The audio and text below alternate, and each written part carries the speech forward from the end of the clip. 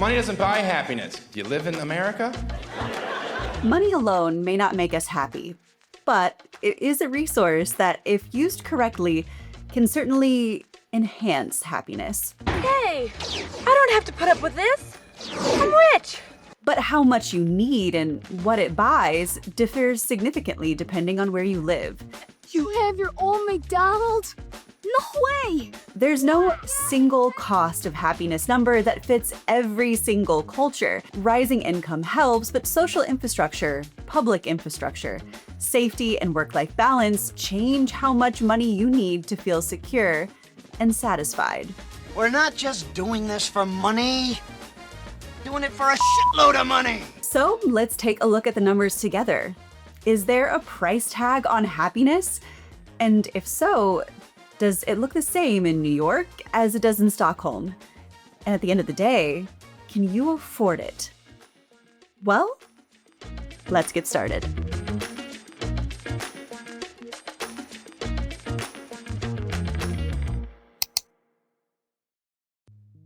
But before we can talk about how much it costs, it's worthwhile asking, what exactly is a happy life and how would we even begin to define it? Of course, this will always be a metric that is inherently subjective, but that hasn't stopped economists and sociologists from trying to measure it. You've likely read the headlines about the global ranking of the happiest countries in the world, which, by the way, has been led by the nation of Finland for the last 8 consecutive years. And taking a look at other top-ranking nations, you'll see a common trend. Western European countries, specifically the Nordics, Switzerland, and the Netherlands, consistently rank at the top for life satisfaction, while the United States sits a bit lower on this list. But what makes this list really fascinating is that in the pursuit of measuring happiness, they intentionally do not define it. Let me explain. The Global Happiness Ranking is based on a single life evaluation question called the Cantrell Ladder. Please imagine a ladder with steps numbered from 0 at the bottom to 10 at the top. The top of the ladder represents the best possible life for you, and the bottom of that ladder, the worst possible life. The question is, on which step of the ladder would you say you personally feel you stand at this time? This question is both democratic and universal. Rather than constructing an index from multiple metrics, the Cantrell Ladder empowers people to make their own judgments about what matters most to them, judgments about what makes them personally happy, regardless of their culture and their background, which is really interesting. The question does not mention concepts like happiness, well-being, or satisfaction directly. Rather, whether or not the over 100,000 yearly respondents in the over 140 countries experience a good to them life, which of course is open to interpretation. Are they considering joyful experiences, relationships, income, or something else? Which is important because there is substantial research that supports the notion that happiness is shaped significantly by cultural norms. In Western societies, happiness is often associated with personal achievement, autonomy, and self-esteem.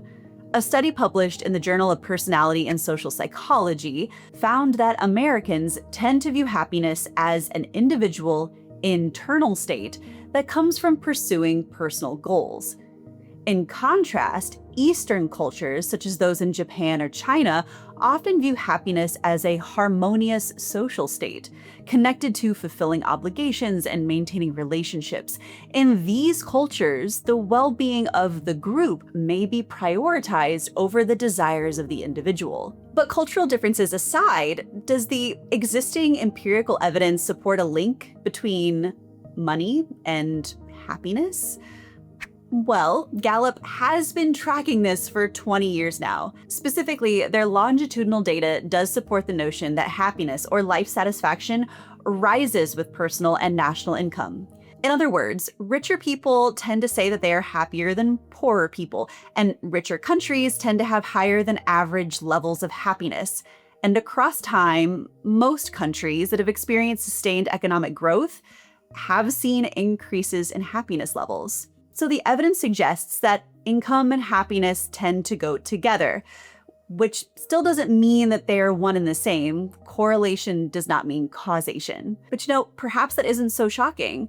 After all, a lack of money is associated with stress, poorer health, less leisure time, and greater emotional pain. But once people make enough money to move beyond just simply meeting their basic needs and can afford things like a house, a car, take vacations, and gain financial security through savings, does money become less important? Well, it's an oddly satisfying thing to think about, that rich people aren't necessarily any happier than the middle class. After all, there are a number of movies that have played upon this very belief. But beyond Hollywood, when looking at the US specifically, this belief is supported by a widely publicized 2010 study led by 2 Nobel laureates in economics, which concluded that while, yes, happiness and emotional well-being increases with income, it does so logarithmically. This means that as an individual's income increases, their happiness increases at a slower and slower rate. And their findings specifically were that these increases stop at $75,000, about $111,000 today. After that, they claimed income didn't really impact overall happiness. To be fair, subsequent work has revised this simplistic $75,000 headline. Newer research suggests that higher incomes keep helping in many contexts, and thresholds vary by group and inflation.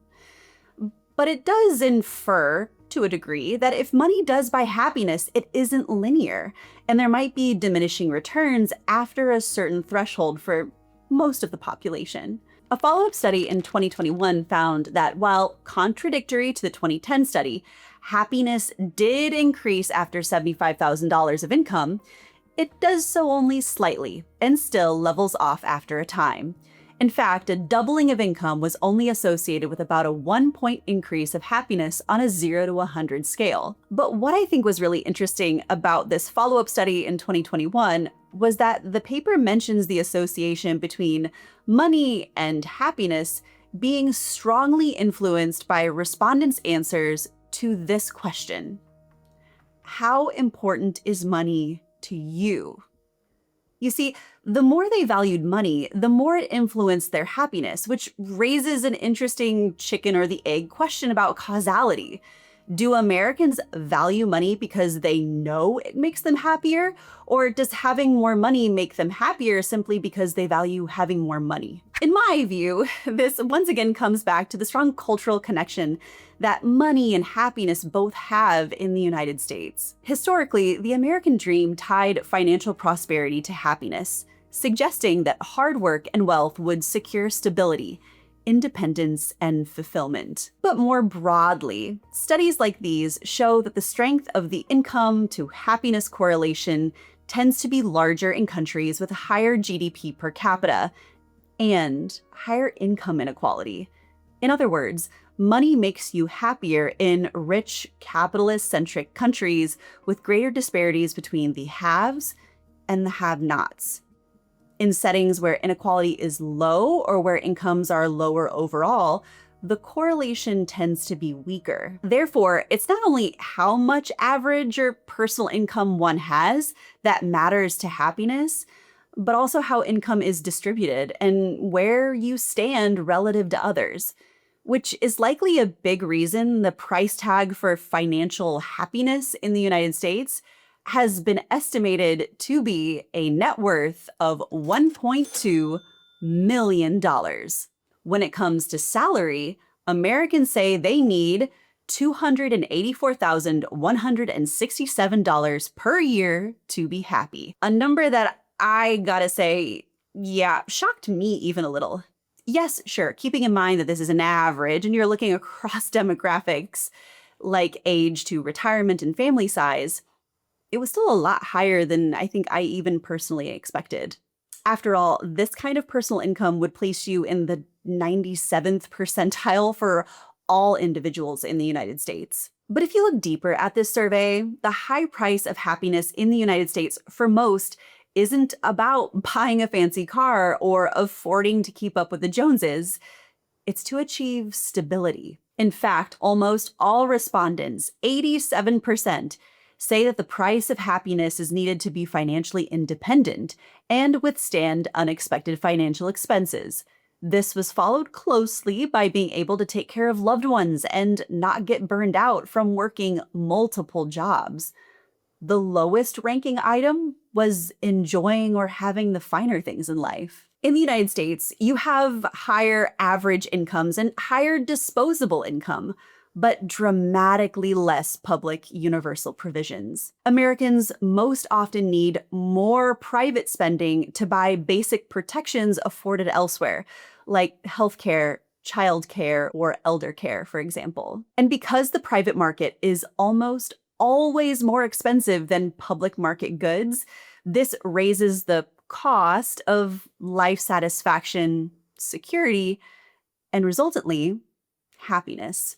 But before we jump across the pond and examine the data from European nations, I want to briefly share with you a European tool that I have started using to help protect my online activity, Proton, who is sponsoring this week's video. You may not be aware, but Section 702 of the Foreign Intelligence Surveillance Act has become notorious as the legal justification allowing federal agencies like the NSA, CIA, and FBI to target foreign nationals located abroad for intelligence collection without a warrant, which, sure, can be an important tool for national security, but it can also compromise the privacy and safety of completely innocent and completely unaware American citizens as well. Under Section 702, the NSA or some other three-letter agency can simply name a foreign national outside the US as the nominal target. If that person speaks with a US citizen or someone in the US via email,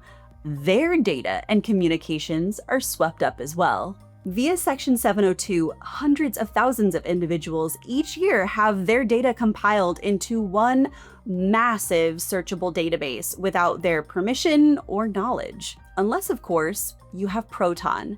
Their end-to-end encryption means that absolutely no one, not even the employees at Proton, are able to read your emails, keeping messages safe from data breaches and surveillance. In fact, end-to-end encryption is offered across the board on all of Proton's products, as well as a no-logs policy. And since Proton operates from Switzerland, you also benefit from robust privacy laws. And it's super easy to make the switch.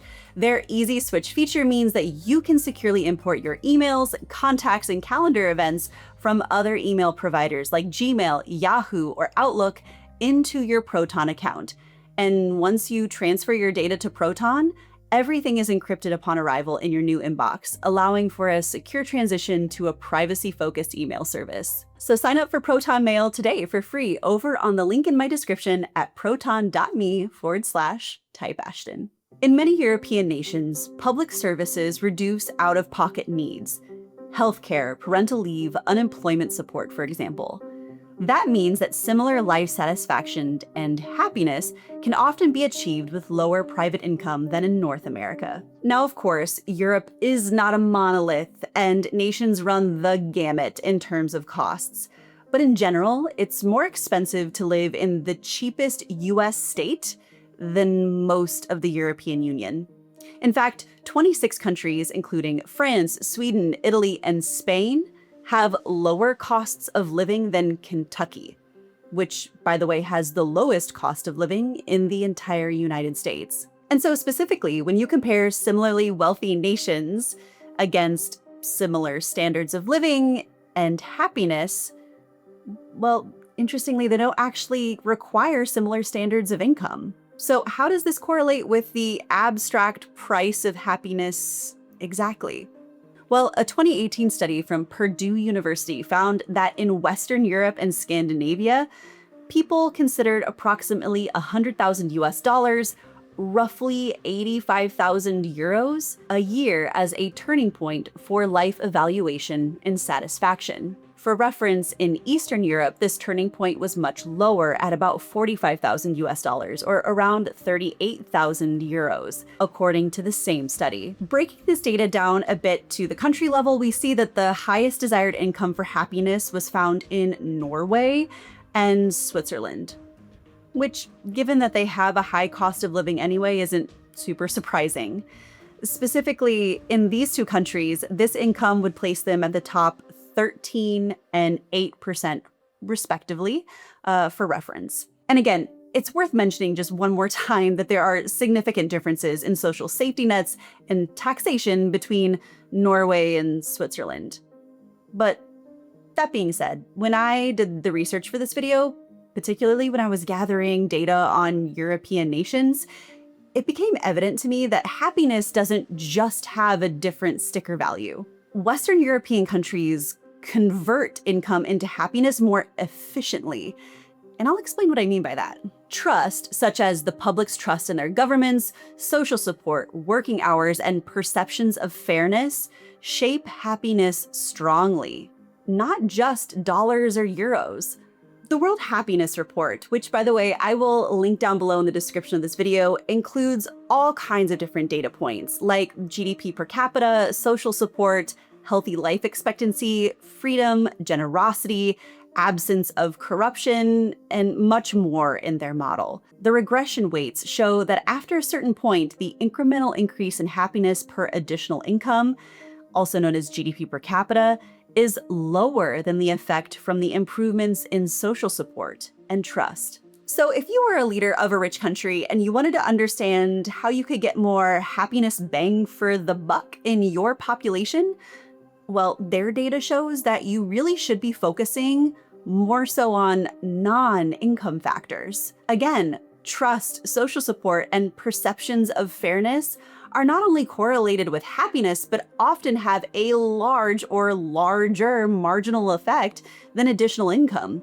especially in existing wealthy countries. Furthermore, working hours matter. In Western Europe, longer work weeks are associated with lower life satisfaction, especially beyond a certain income threshold. So one of those paths toward converting income into happiness more efficiently is just simply reducing working hours or improving work-life balance.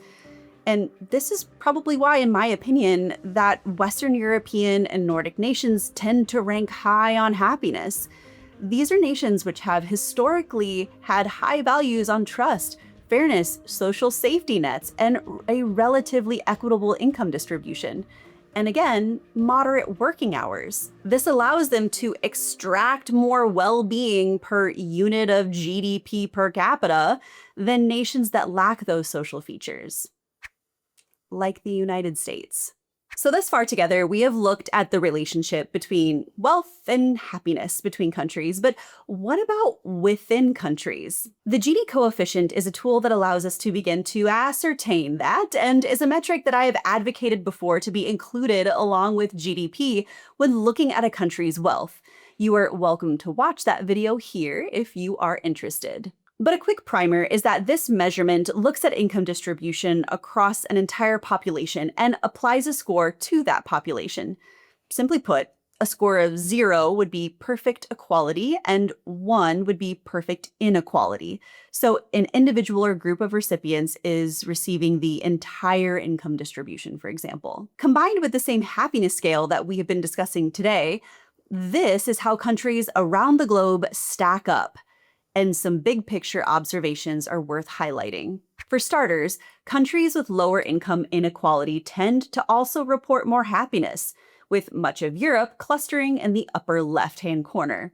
In fact, the Nordic countries of Finland, Iceland, and Denmark experience high happiness and low inequality. But also interesting regional differences emerge. For example, despite high income inequality, many Latin American countries report levels of happiness similar to much more wealthier European nations and the United States. And although this video today just simply looked at the US versus Europe, it is interesting that while many of the countries follow an obvious trend, more wealth equals more happiness, there are nuances to the data, and the trend between wealth and happiness isn't as straightforward as many of us might think. And I think that is a good, albeit somewhat mystifying, place to end. People have been seeking to understand happiness for millennia now, and it's unlikely that just simply slicing and dicing datasets will crack the code. Still though, much like the pursuit of happiness, the pursuit of understanding is human nature. And in more concrete terms, the more policymakers and the public understand the link between wealth and happiness, the more likely that we can shape societies that give us a better chance at a happy life. So, while yeah, it's true, money buys well-being, but what money buys matters. And systems that reduce everyday insecurity lower the private income needed for happiness. So the question really isn't just how much, it's what does that money buy where you live? Let me know your perspective down in the comments below. And as always, if you enjoyed what you saw today, be sure to hit that thumbs up button. And for more content from Type Ashton, hit that subscribe button. So, I'll see you next time. Tschüss!